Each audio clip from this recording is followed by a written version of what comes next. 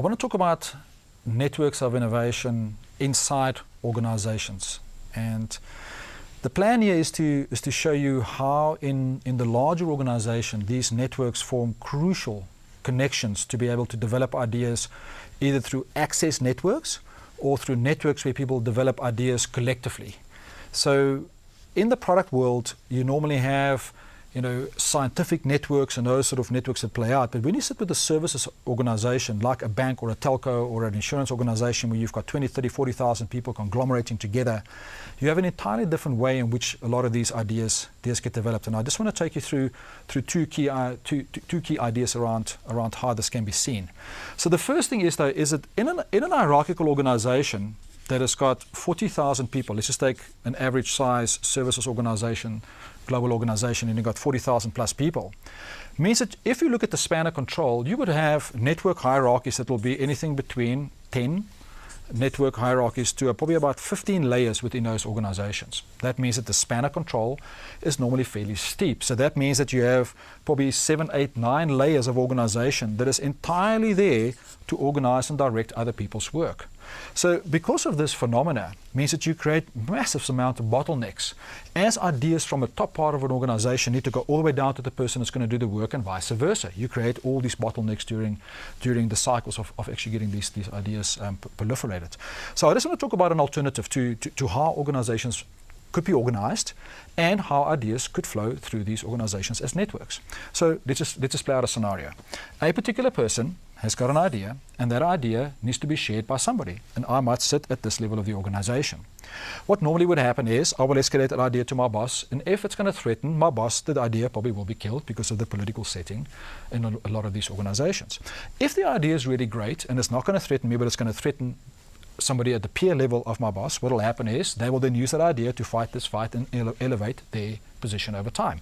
And we see that this is one example, but you see that these dynamics often play out when ideas in large groups of people that are organized in a certain way have to compete for attention. So what you want to get right is to say that how do I get a person that sits over here to communicate with a person that sits over there freely? Should it be allowed? How do you allow it? What normally happens in the corridors? So it could be that maybe we've been to school together, we belong to the sports club together, maybe we play golf together. So there is already a social setting that plays out in a very organized environment. So the idea is that I build networks where I get people to connect. So let's just think about some of the principles of network theory. The first principle is that there's a thing called a node and there's a thing called a relationship. From there, everything else develops. Two other concepts is the concept called centrality, and that means density, and another one is a thing called a structural whole. So if I had to look at the knowledge that flows through a hierarchy, and I had to build a network like this, what you can clearly see is that there's strong degrees of centrality around a particular person that performs a certain role. Doesn't necessarily mean that all these people report to them. They might just be doing sport together, or they might do various other things together.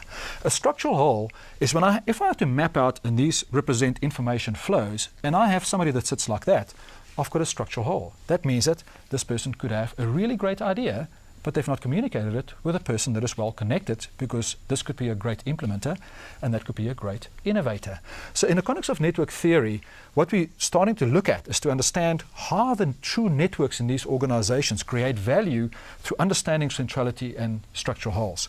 So this is what you need to do to get this to work. The first thing is, if you want to get these groups of people to talk to each other, the first thing that you have to understand is to convince them to say, well, as a person in this business, you've got a right to exist. Now listen, this might sound crazy, but when you've got 40,000 people competing for certain positions, you have to convince them that they can achieve great things. So fairly simple. The next thing is, can you get this person to truly believe that if they've got a great idea, that they can take this idea and develop it, and that they've got a right to communicate this idea within their organization to other people. So that means you want to say to them, you as a person who's got an idea can take this idea and go talk to other people about this idea.